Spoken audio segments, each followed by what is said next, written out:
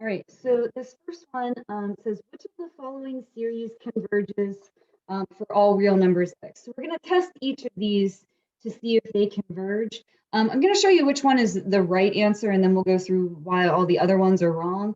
So the right answer is D. And if you do limit as n goes to infinity for this one, we have a factorial in the denominator, and that's going to grow so much faster than anything else. This denominator is just going to be astronomical. So this one's going to end up going to 0. And it's the only one that does. This by itself doesn't prove convergence, because when you do the nth term test, if it goes to 0, it may or may not converge. You get no conclusion. But every single one of the other ones will not go to 0. So they're all going to diverge. So D ends up being your answer. And I'll just talk through the others. If you do limit n as n goes to infinity for this one, you have exponential in the numerator and then just n in the denominator. So that's going to go to infinity. Same thing here. You have an exponential in the numerator and then just a quadratic in the denominator. So that's going to go to infinity. Once again, same thing here. This is exponential. This is just a square root. So that's going to go to infinity. And here you have a factorial in the numerator, which is just going to make that numerator astronomically large. So that's going to go to infinity. So I just used the nth term test for each of those. And again, by itself, this doesn't prove convergence, but it does prove divergence for all 4 of the others. So it is going to have to be that one. All right, 2 is another one of these Roman numeral ones. Which of the following series converge? This is a good question to have that series recap open in another tab, because you kind of need to look at what you have and which test is going to be useful. For this first one, I am going to do the ratio test, which we covered yesterday. This isn't geometric. It's not a P series. It's not alternating. It's not something that I could easily integrate. There's not something I could easily compare it to. So, so when everything else sort of fails, there's nothing else you can do. You're going to do the ratio test. So I'm going to do ratio test for this one. So the limit is n goes to infinity, and we're going to plug in n plus 1. So we'll have 8 to the n plus 1 over n plus 1 factorial. And then it's over exactly what you have there. And if this comes out to something smaller than 1, it converges. And if it comes out to something bigger than 1, it diverges. If it comes out to equal 1, then we don't get a conclusion from it, which is a real bummer because it's a lot of work to find out that it didn't work and you have to try something else. But again, smaller than 1, it's going to converge. Bigger than 1, it's going to diverge. All right, so again, if you feel comfortable skipping this first step, you can jump straight here. What I'm going to do is reciprocate this. So we're going to have in the numerator 8 to the n plus 1, and then also this n factorial is going to flip up to the numerator. And then everything else is going to be in the denominator. So we'll have the 8 to the n, and then the n plus 1 factorial. And what you're looking for, hoping for, is for some stuff to cancel out, and it is. So if we're looking at these 8s here, 8 to the nth, so that's 8 times 8 times 8 times 8, n times. And when you do 8 to the n plus 1, it's 8 times 8 times 8 times 8, n plus 1 times. So you get 1 extra 8. So I'm going to have an 8 still in the numerator. And then for the factorials, n factorial, so that's 1 times 2 times 3 times 4 all the way up to n. And for n plus 1, it's 1 times 2 times 3 times 4 all the way up to n, and then times n plus 1. So it all cancels except for the n plus 1. And I'm practically out of room here at the edge of the page, but if we do this limit to infinity, as n goes to infinity, the denominator is going to just be huge. So this is going to go to 0.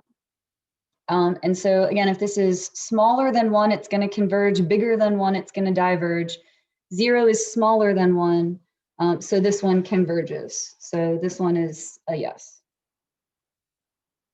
All right, this one, I would do the nth term test like I did for question 1. If we do limit as n goes to infinity for this, We have a factorial in the numerator. The factorial grows the fastest. This is going to go to infinity. And so that is going to diverge. So not that one. And then this one, if you do a ratio test, it is going to come out to 1, just to save you some time. So if we do a ratio test, this is going to come out to be 1, and then that's no conclusion. So we're going to have to try something else. So I'm going to do a comparison.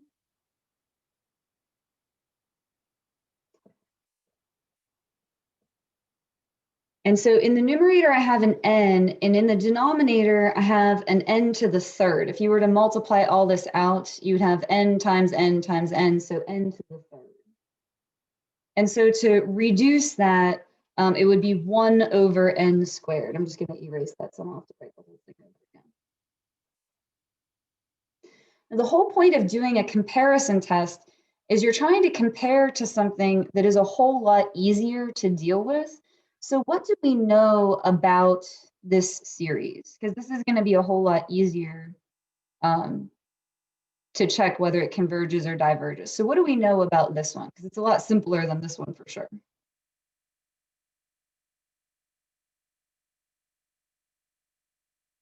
Good, perfect, awesome. It is a P series. Good, so hey guys, what is P for this one? 2, great. So what does that mean? If P is 2, is it gonna converge or diverge?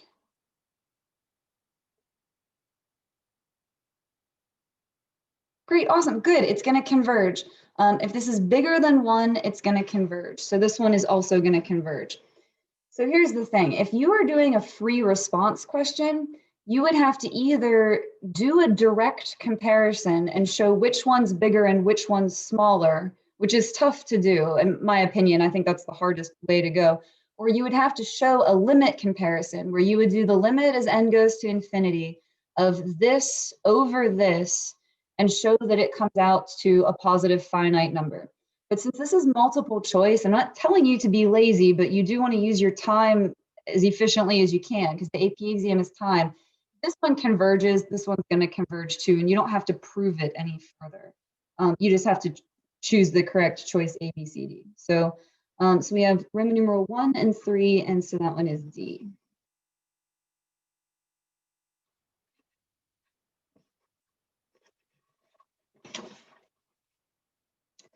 All right, so 3 says, what are all values of x for which this series converges?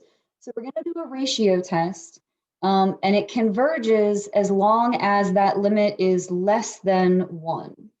So we're going to do limit as n goes to infinity, and we're going to plug in n plus 1. This one's going to be pretty messy, so stick with me. So this will be n plus 1 times 3 to the n plus 1 over x to the n plus 1. And then that goes over this. So I'm just going to copy that down again. So that looks like a super lot of fun. Ratio test just looks awful because it's all this notation everywhere. All right, so limit as n goes to infinity. And again, I'm going to reciprocate this. So this x to the nth is going to flip up to the numerator. So I'm going to have n plus 1 times 3 to the power n plus 1 times x to the nth. And then everything else is going to go in the denominator. Now you want to kind of try to line them up. So I'm going to put this n underneath the n plus 1. Those kind of go together. And then I'm going to put the 3 to the n right here, and then the x to the n plus 1. And hold on 1 second. I just got that notification that my internet was unstable. Did my audio go out for a second? Okay, hold on 1 second. All right, so this is going to reciprocate. So this x to the nth went up to the numerator. All the rest of this goes in the denominator, and you just want to try to line them up because you're going to look for stuff that cancels out. So I put the n underneath the n plus 1, and then the 3 to the n with the 3 to the n plus 1, and then the x to the power n plus 1 underneath that, so on and so forth, right? So just try to line them up with where they go. I'm going to come down to the next line because I wrote that sort of large. So now we're looking for things that cancel. There's not much I can do with this, so I'm going to leave that n plus 1 and that n right there. For the 3's, all of the 3's are going to cancel except for I'm going to end up with one extra one in the numerator because that was n plus 1. And same thing for the x's in the denominator. This would be like x times x times x times x times x, n number of times. And then this is the n plus 1th time. So we're going to have a leftover x right there. All right, and so now we're going to do the limit part. Limit as n goes to infinity. So in the numerator, if you were to distribute this through here, we would have a 3n. And down here we have an xn. Actually, let me go ahead and write out that step so you can see what that's going to look like. It would be a 3n plus 3 over xn. So since they're both n, we're going to use the coefficients. And so this is going to equal absolute value of 3 over x. Now that's going to converge where that is smaller than 1.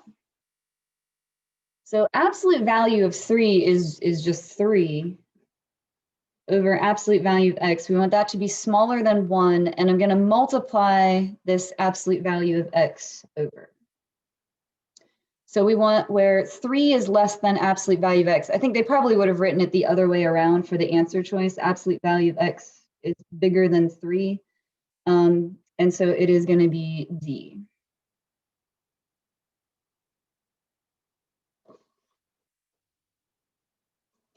All right, so number 4, if the ratio test, now this one's kind of nice. They actually come out and tell you ratio tests. There's all these different tests, and it's nice if they actually like say which one you're supposed to be using.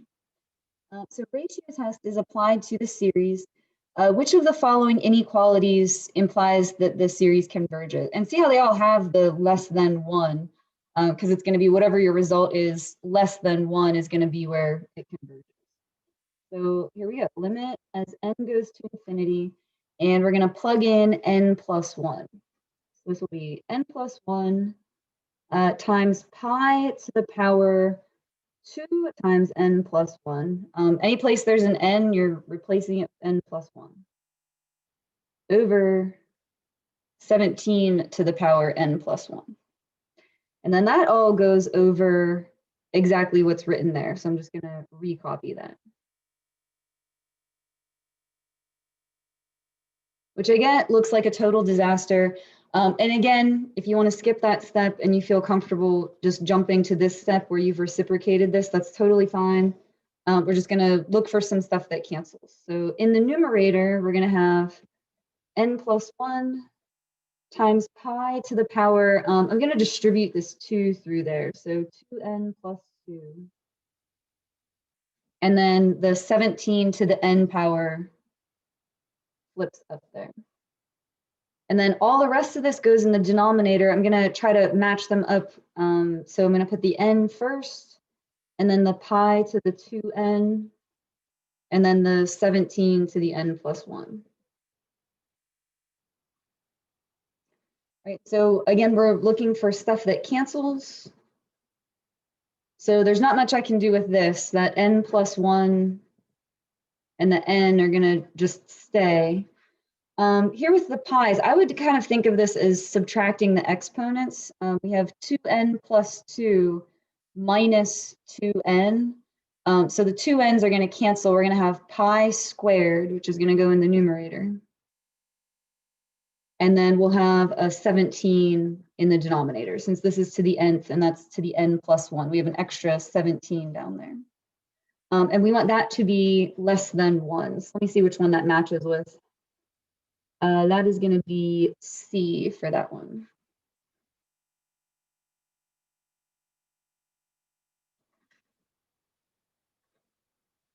All right, and then last one, consider this series. Again, they tell you ratio tests, which is nice when they tell you which test to use. Which of the following inequalities results implying the series converges? Okay, so that's the same thing that we just did. We're going to do the ratio test. And it'll be less than 1, which they all say less than 1. So that part you kind of almost can't mess up. We're just going to pick which one matches with these. right, so plugging in n plus 1. So we e to the n plus 1 over n plus 1 factorial. And then that goes over exactly what you have written there.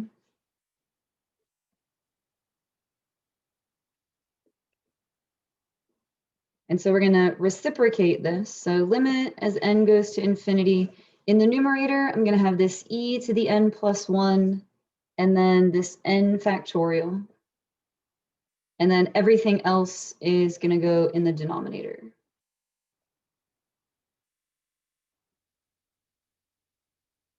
And so again, we're looking for stuff to cancel. And so all the e's cancel except we have a leftover e in the numerator. And then we have an n plus 1 in the denominator. And we want this to be less than 1. So let's see which one does that match with. That is going to match z.